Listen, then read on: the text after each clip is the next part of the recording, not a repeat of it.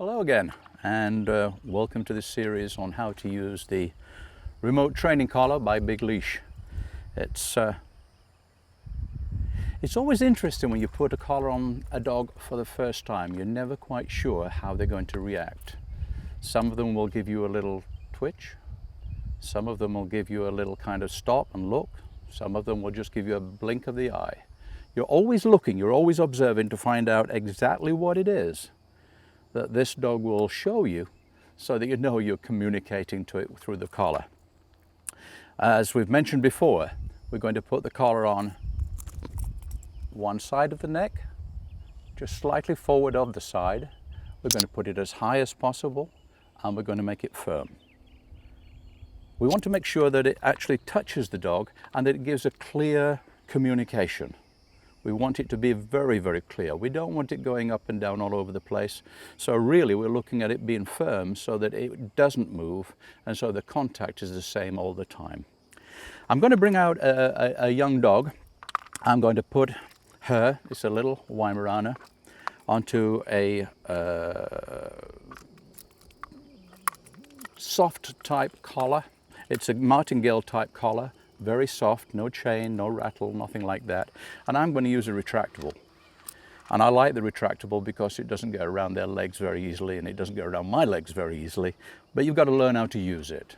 So it's one of those tools that I like to use, but again, like every tool, it's got to be used correctly. So I'm going to go and fetch this little girl. I'll bring her down. Make sure that she's been to the bathroom before you go out, because if she needs a pee or needs something else, her mind won't be on training, and therefore you might get wrong signals, you might get wrong communication. So we're going to take her out first of all for a pee and a poop if she needs one, and then I'm going to bring her down here and I'll put this collar on. I'll show you how and where it goes, and we'll see how she performs.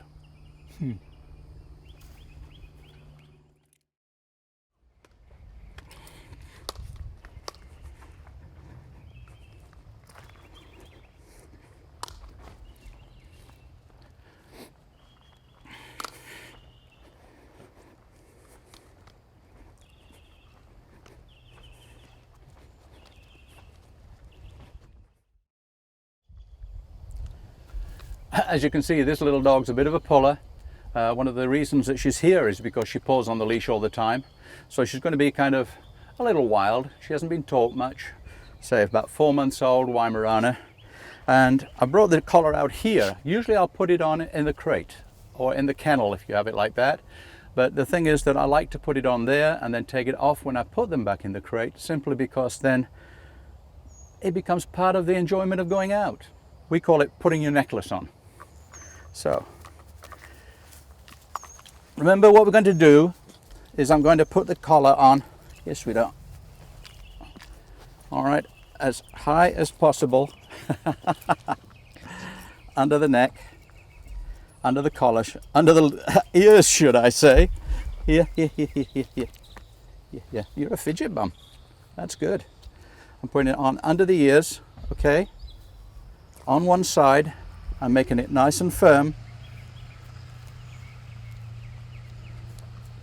and just buckling that round in that way. It's nice if the dogs are calm because their brain is in one place. When it's like this, it's up and down all over the place, and sometimes you've got to be very careful with the collar because they don't notice it until it's so high it actually does give them a little bit of a, oh, what's that? So in this case here, I'll be walking around watching her and looking for opportunities to find the level at which she feels it. Notice I haven't got the controller in my hands. I've actually got it in my belt pocket so that I don't press the buttons by mistake.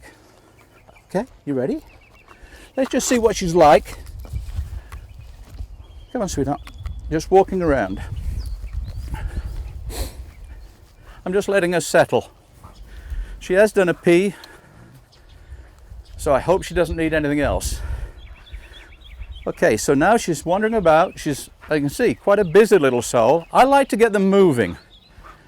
If I have them sat next to me and then I start to tap the button, they may think that being next to me creates a funny feeling. So I like them moving away from me, and I like any sensation they feel to be distracted, if you like, or divorced from me. and then we can really get an idea of what they're feeling. So I'm going to put it on 1, and I'm on B for brief, momentary, and I'm just tapping, and I'm seeing nothing. I'm going to go, that's continuous, and I'm tapping, nothing.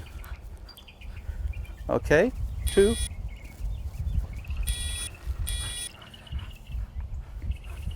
And I'm seeing nothing at all yet. I'm going to go to a 3. Nothing. This is very low levels. Okay, let's try again. Okay. Now, I'm not too sure there. Just that was a 4. And notice I'm going up fairly quickly because I'm not recognizing anything yet. Brief. Now, she went to the leash. Did she go to the leash because she felt something? Or did she go to the leash just because she's getting excited? Come on.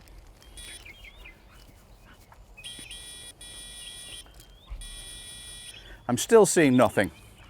This little dog's quite resilient.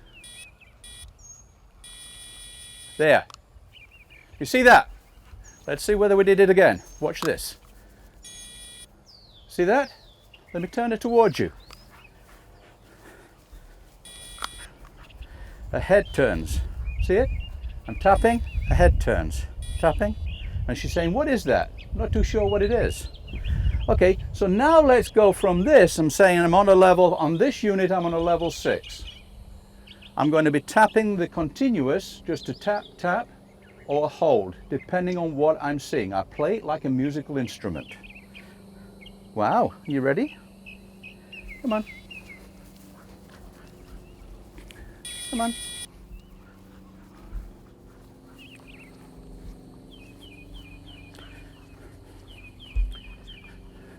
Come on, come on.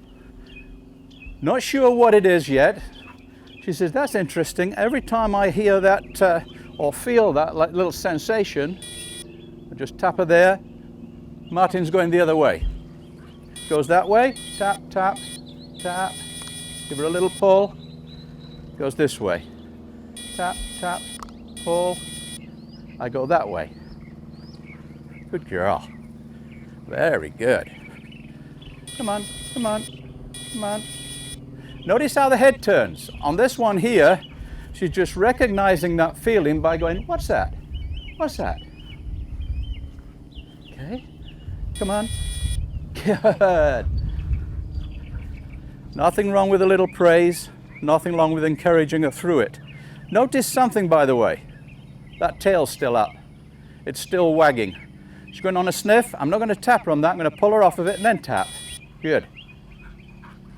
In time, I'll be able to use it to say leave it if there's something I don't want her to sniff or pick up. But in this case, I don't want her to relate it to the wrong thing. So, good. So I'm using the continuous button, and you probably can hear me. I go tap, tap, hold, tap. Good. Bring her through. Are you ready? Come on, come on, come on. Bring her through. Good. Now, see, this is the first time she's been on it. She's still happy. She's still moving. Let's see if I can get her to come into me. Tap, tap, before she hits the end of the line. Good. Here. Good. Very nice. Thank you very much. And I'm not going to make a fuss about what she's doing now either. She's actually learned something. She's saying, I got that feeling, I've had that sensation, I turned, I followed him, I'm learning something. I don't want to correct her now for doing something silly here, because I'm not training that. What I wanted to do is to remember what we've done out here. Okay? And when I finished, as we have now, probably after about 5 minutes, I give them short 5-minute sessions. We come back, and I'm not touching her now. I wanted her to learn. Sit. That was good.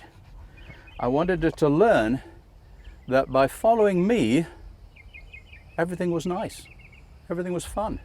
That little signal was to say, hey, I'm going the other way. Hey, I'm going the other way. I put come on to it. Hey, I'm going the other way. Oh, I'll come after you. Oh, you're fun to be around. You're fun to be with. My tail's still going. I'm still wagging. I'm still hunting.